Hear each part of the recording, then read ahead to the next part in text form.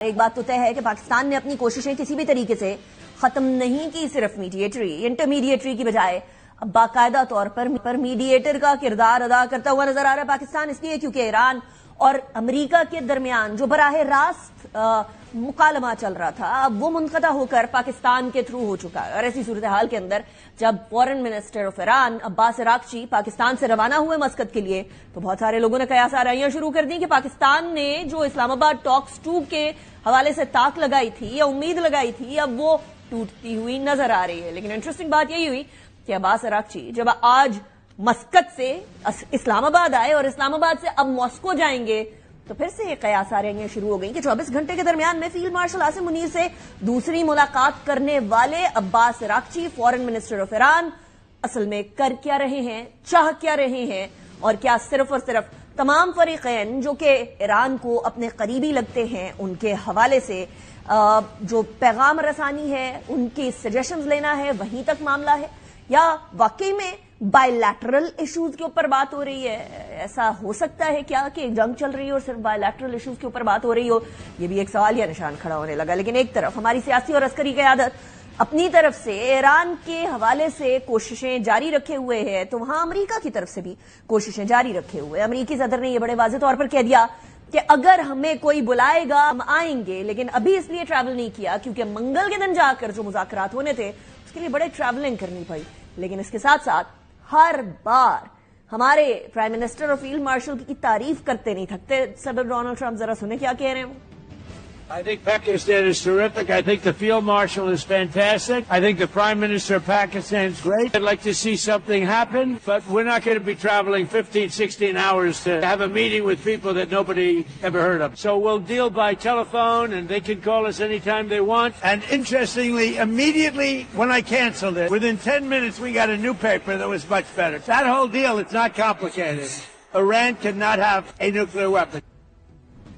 Iran should not have a nuclear weapon، لیکن interesting بات یہ ہے کہ اس سے پہلے ایران نے کہا تھا کہ ہم نیوکلیئر ویپن نہیں رکھنا چاہتے، لیکن جو افزودگی 60% تک ہوئی یورینیم کی اس نے بہت سارے سوالات کھڑے کرنا شروع کیے جو کہ NPT کی ان itself خلاف ورزی تھی۔ لیکن NPT کی خلاف ورزی یہ بھی ہوگی کہ اگر امریکہ یہ چاہے کہ ایران بالکل ہی کسی بھی معاملے کے لیے نیوکلیئر اپنا جو یورینیم ہے استعمال نہ کر سکے، اسپیشلی سویلین معاملات کے لیے، انرجی کی پروڈکشن کے لیے۔ بہرحال کچھ صورتحال صدر ٹرمپ کے لیے تب بھی تبدیل ہوئی جس ٹائم پر وائٹ ہاؤس کے کورسپونڈنٹس کا جو سالانہ ڈنر ہوتا ہے وہ رکھا گیا، اور وہ واشنگٹن ڈی سی کے ایک ہوٹل کے اندر رکھا گیا ڈنر۔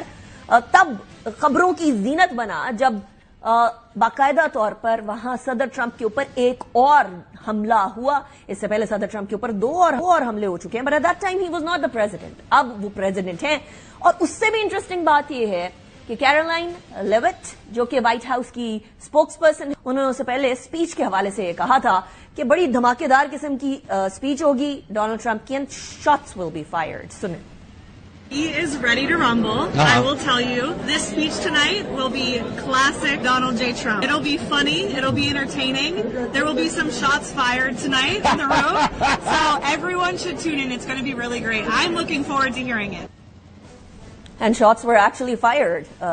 وہ تو لٹرلی نہیں کہہ رہی تھی، میٹافورکلی کہہ رہی تھی، لیکن شاٹس ور لٹرلی فائرڈ۔ امریکی صدر ڈونلڈ ٹرمپ کی موجودگی کے اندر صورتحال کچھ یوں بنی کہ نامہ نگاروں کا ڈنر تھا، اس کے دوران اچانک ایک حملہ آور گھسا اور اس نے فائرنگ کی۔ امریکی میڈیا کے مطابق مقامی ہوٹل میں منعقد جو عشائیہ تھا اس کے دوران زوردار قسم کی آواز سنی گئی، فائرنگ کی سی آواز گونجی، جس پر صدر ٹرمپ اور دیگر شرکاء نے اپنی نشستوں سے اتر کے نیچے جانے کی طرف وہ بڑھے۔ اس دوران میں جو سیکرٹ سروس کے اہلکار ہیں صدر ٹرمپ کو باہر لے گئے۔ تقریباً 2600 سے زائد افراد اس موقع کے اوپر شریک تھے۔ تقریب میں موجود امریکی صدر ڈونلڈ ٹرمپ اور ان کی اہلیہ میلانیا ٹرمپ، نائب صدر جے ڈی وینس اور کابینہ کے مختلف اراکین محفوظ رہے ہیں، جبکہ حملہ آور کو گرفتار کر لیا گیا۔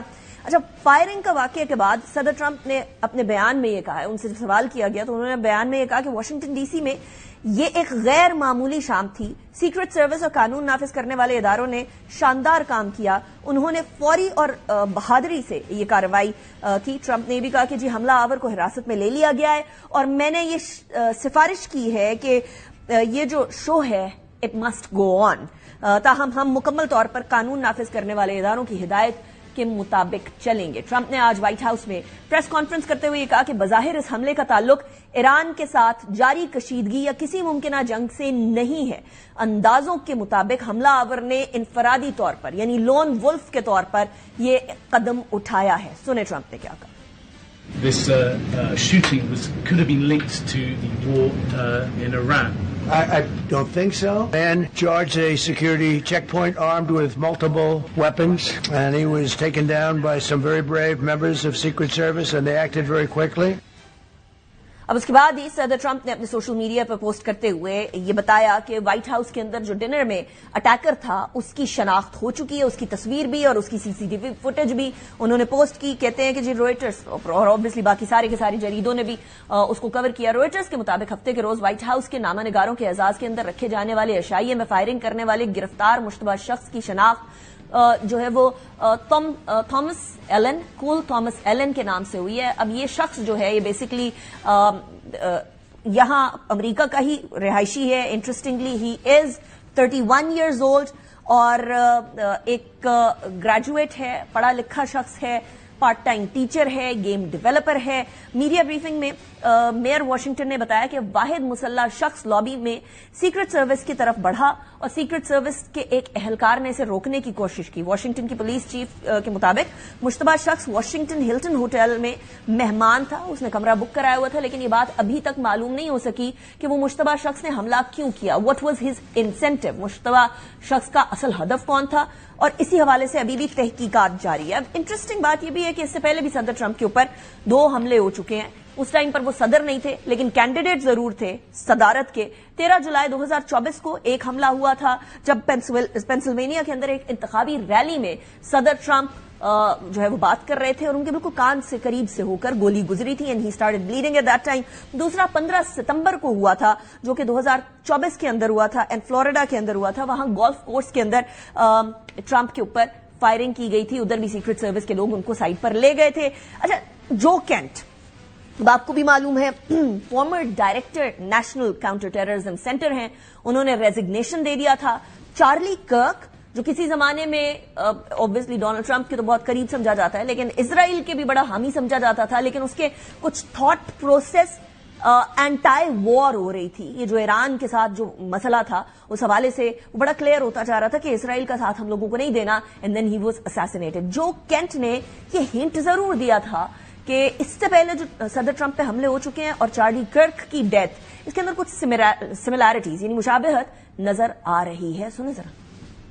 When one of President Trump's closest advisors, who is vocally advocating for us to not go to war with Iran and for us to rethink at least our relationship with the Israelis, and then he's suddenly publicly assassinated and we're not allowed to ask any questions about that. I was a part of, the National Counterterrorism Center was a part of. We were stopped from continuing to investigate. And the FBI will say that they stopped that because they wanted to have turn everything over to the Utah state authorities. Everything's going to trial. It's very, very sensitive. But there was still a lot for us to look into that I can't really get into, but there was still linkage for us to investigate that we needed to run down. We know the pressure because of text messages that have been made public. Charlie was under a lot of pressure from a lot of pro-Israel donors. And again, we know Charlie was advocating to President Trump against this war with Iran. So we have a lot of data points between Butler, the assassination attempts against President Trump, the breaches of his security, what happened to Charlie Kirk.